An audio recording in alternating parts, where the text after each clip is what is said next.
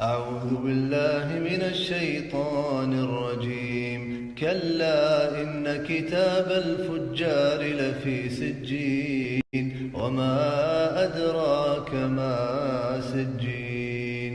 كتاب مرقوم ويل يومئذ للمكذبين الذين يكذبون بيوم الدين وما يكذب به كل معتد أثيم إذا تتلى عليه آياتنا قال أساطير الأولين كلا بل ران على قلوبهم ما كانوا يكسبون كلا إنهم عن ربهم يومئذ لمحجوبون ثم إنهم لصالوا الجحيم ثم يقال هذا